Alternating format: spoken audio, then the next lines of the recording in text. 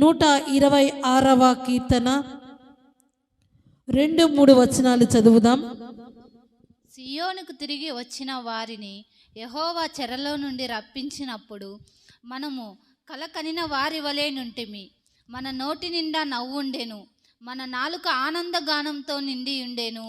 అప్పుడు యెహోవా వీరి కొరకు గొప్ప కార్యములు చేసెనని అన్యజనులు చెప్పుకొని. ఆమేన్. 126వ కీర్తన 2-3 వచనాలలో మన నోటి నిండా నవ్వుండెను, మనము కలకనిన వారి వలె ఉంటిమి. అన్యజనులు మనలను చూచినప్పుడు వీరి దేవుడు వీరి జీవితంలో గొప్ప కార్యములు చేసి ఉన్నాడు అని చెప్పుకుంటారు. ఆ దేవుడు చేసిన అద్భుతాలు, ఆశ్చర్యాలు, మహత్కార్యములు మనకెలా అనిపిస్తాయంటే కల కనినట్టుగుంది ఈ ఆశీర్వాదాలు నేను పొందుకోవడము, కల కనినట్టుగుంది ఈ అద్భుతము నా జీవితంలో దేవుడు చేయడము అని సాక్ష్యము చెప్పేటటువంటి దేవుడి బలమైన సాక్షులుగా ఉంచడానికి ఈ సమయంలో దేవుడు మనతో మాట్లాడుతున్నాడు. ఎలాంటి పరిస్థితిలో ఉన్నా, ఎంతటి ఇబ్బందికరమైన పరిస్థితుల్లో ఉన్నా నీ పరిస్థితిని మార్చి ఒక మహత్తైన కార్యాన్ని చేయడానికే మహోన్నతుడైన దేవుడు తన కృపా సమృద్ధిలో నుండి దీవించడానికి ఈ సమయంలో ఈ మాటల ద్వారా మాట్లాడుతున్నాడు. బైబిల్ గ్రంథంలో నుండి ఒక కుటుంబాన్ని జ్ఞాపకం చేసుకుందాం. ఆ కుటుంబం ఏంటి అంటే, ఆ కుటుంబంలో 2 సహోదరులు ఉంటారు, ఒక సహోదరుడు, 3 ఆ కుటుంబంలోని వ్యక్తులు. ఆ 3 యేసుక్రీస్తు వారు శరీరధారిగా ఈ లోకంలో జీవిస్తున్న ఆ కాలంలో యేసుక్రీస్తు వారు వారితో కలిసి మరి చక్కగా సంతోషించేవాడు. యేసుక్రీస్తు వారికి పరిచర్య చేసేవారు, యేసుక్రీస్తు వారిని ఎరిగిన వారు. యేసుక్రీస్తు కానీ ఈ మార్తా మరియా లాజరును ఎరిగిన వారే.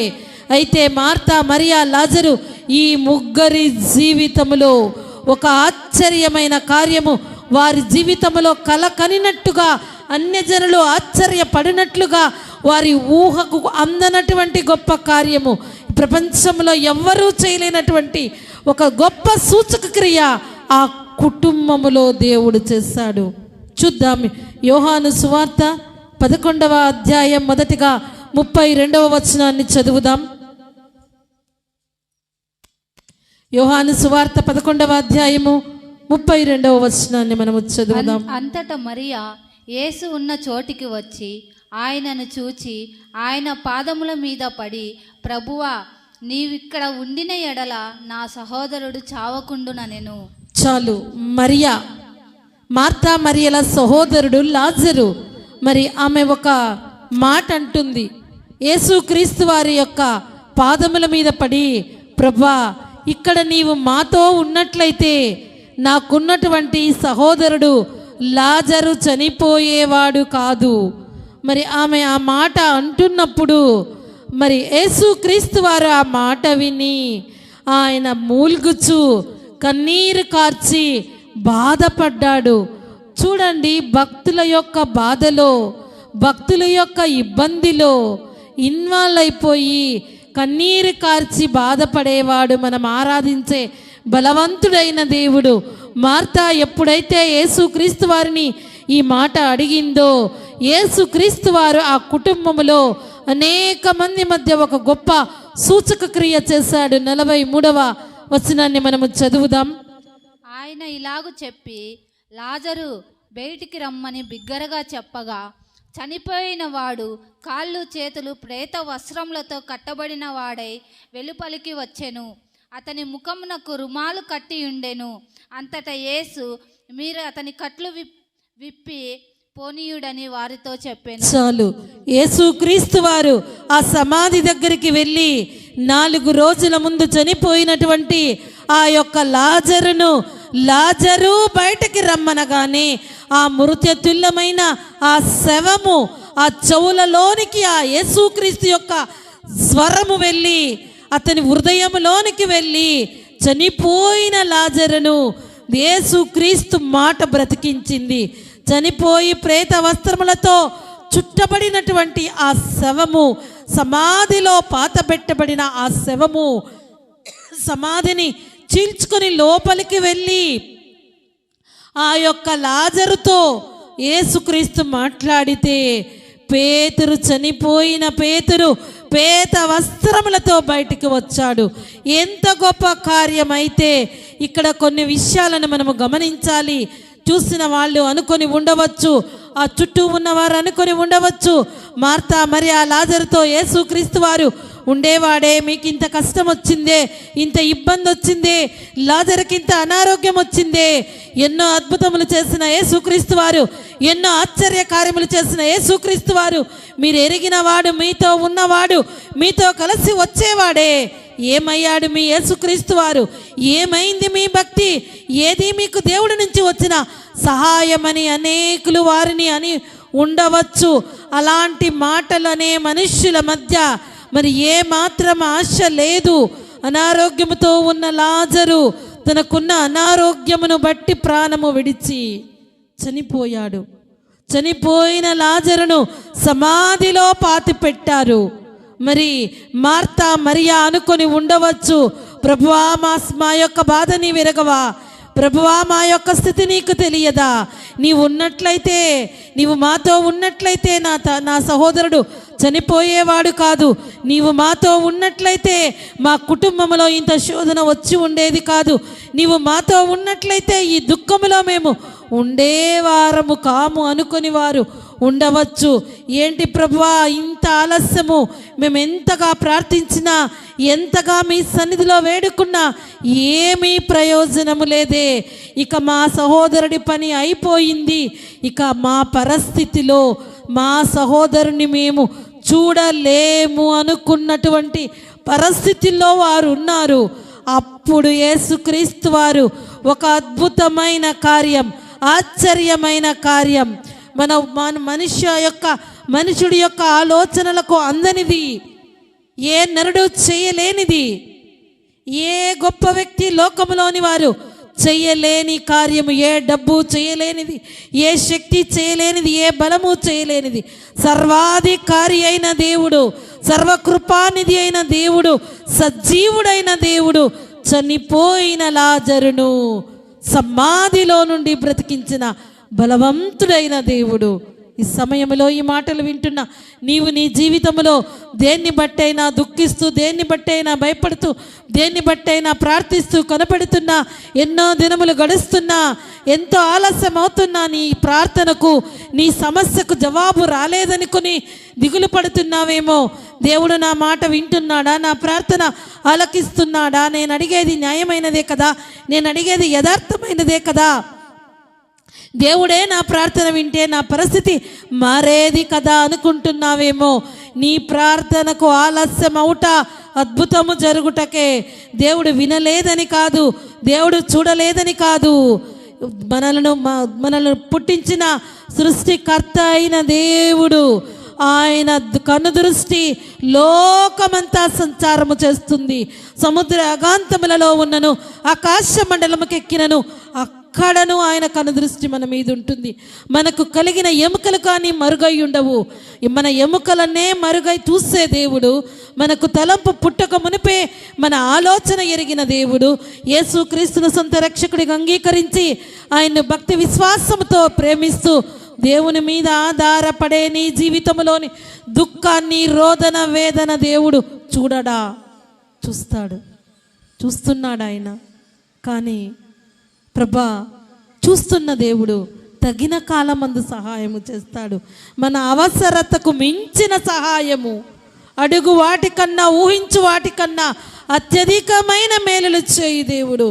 మార్తా మరియా అనుకున్నారు, కనీసం తనకున్న సహోదరుడికున్న అనారోగ్యము బాగైతే చాలనుకున్నారు. అనేక మంది జనముల మధ్య, సకల జనులందరి ఎదుట, భూజనులందరి ఎదుట దేవుని స్తోత్ర కారకులుగాను, ఘనతాస్పదముగాను ఉంచుతానని ఉదయకాలమైన ఆన్లైన్ ప్రేయర్లో దేవుడు మాట్లాడాడు. మరి లాజరును చూసినప్పుడు అనేక మంది ఏమనుకుంటారు? చనిపోయిన లాజరును యేసుక్రీస్తు బ్రతికించాడు. 4 రోజులు సమాధిలో ఉన్నటువంటి ఇతడు దేవుని దయ వలన బ్రతికాడని అనేకులు లాజరును గురించి సాక్ష్యము చెప్పునట్లుగా, మన గురించి మనము సాక్ష్యం చెప్పడం కాదు, మన గురించి ఇతరులు సాక్ష్యం పలుకున్నట్లుగా మన జీవితము ద్వారా అనేకులు ఆశీర్వాదకరముగా ఉండినట్లుగా, అనేకులు దేవుని యొక్క శక్తిని గుర్తెరుగునట్లుగా ఈ రాత్రి, ఈ ఏప్రిల్ నెల మొదటి దినము ఈ ఉపవాస కుడుకలో దేవుడు మాట్లాడుతూ మార్తా మరియా లాజరు కుటుంబాన్ని మన మధ్య ఉంచాడు.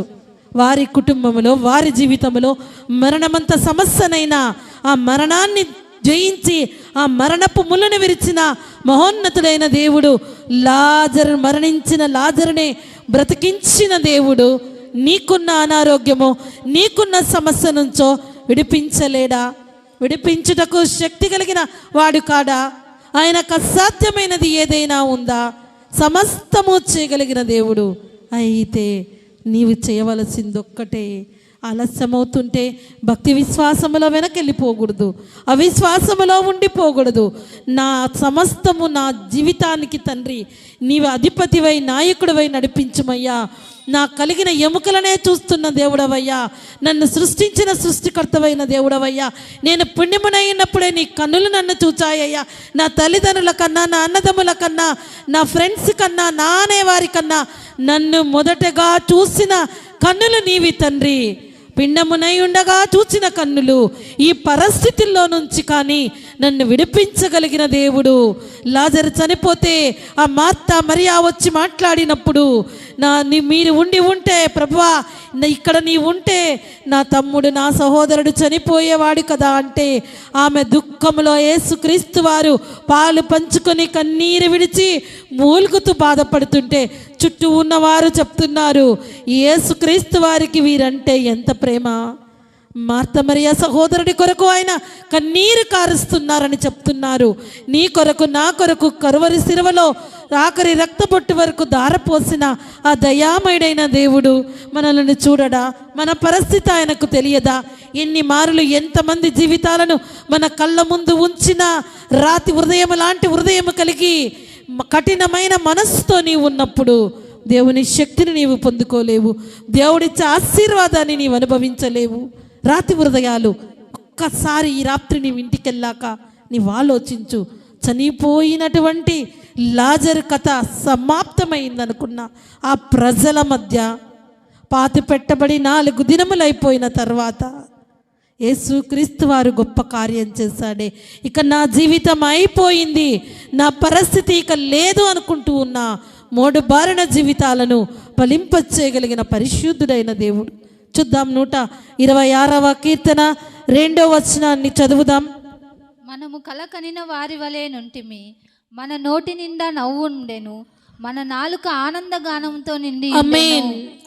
ఆనాడు లాజరు, మార్తా మరియ కుటుంబంలో అద్భుతము చేసిన దేవుడు ఈ రాత్రికాల సమయంలో ఇదే దేవుణ్ణి నీవు నమ్మినట్లయితే, ఈ యేసుక్రీస్తు వారి మీద నమ్మిక ఉంచినట్లయితే, నా దేవుడు ఎంతైనా నా జీవితంలో చేయగలిగిన దేవుడు, నా జీవితానికి కావలసిన సమస్తాన్ని సమకూర్చగలిగిన దేవుడు, నాకు ఈ దేవుడు ఉన్నాడు, యేసుక్రీస్తు వారు ఉన్నారు. ఇక నేను ఏ పరిస్థితికి భయపడను, ఏ ఇబ్బందిలో ఉన్నా నా దేవుడు నాకు సహాయము చేస్తాడు అని నీవు ఆయనను నమ్మినట్లయితే, సందేహింపక, అనుమానించక, అవిశ్వాసముతో ఉండక, ఏ స్థితి నుంచైనా విడిపించగలిగిన విమోచకుడైన ఈ దేవునిని నీవు ఆశ్రయించి దేవుని మీద ఆధారపడినట్లయితే నీ నాలుక ఆనందగానము చేస్తుంది, నీ నోటి నిండా నవ్వు ఉంటుంది. నీ సమస్య నుంచి ఎలా విడిపించబడతావంటే, కళ వచ్చి ఎలా మరచిపోతావో, కళ కనినట్టుగా నీ జీవితంలోని సమస్యను తీర్చివేయగలిగిన సామర్థ్యము కలిగిన సమాధానాధిపతి అయిన దేవుడి సమయంలో మనతో మాట్లాడుతున్నాడు. అలాగే 3వ వచనాన్ని చదువుదాం. యెహోవా మన కొరకు గొప్ప కార్యములు చేసి ఉన్నాడు. ఆమేన్. ఈ రాత్రి ఈ దేవాది దేవుని మీద నీవు విశ్వాసం ఉంచి ఆయన్ని ఆశ్రయించి ఆయన మీద ఆధారపడినట్లయితే, మన కొరకు యెహోవా గొప్ప కార్యములు చేసి ఉన్నాడు.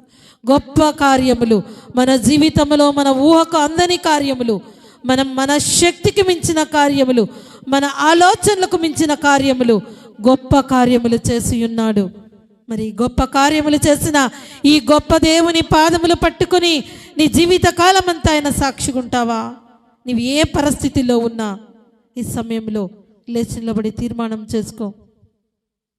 ఆనాడు మార్తా మరియా లాజరు కుటుంబంలో అద్భుతం చేసిన దేవుడు ఆ కాలంలో ఉన్న దేవుడు ఈ కాలంలో ఉన్నాడు. సర్వకాలం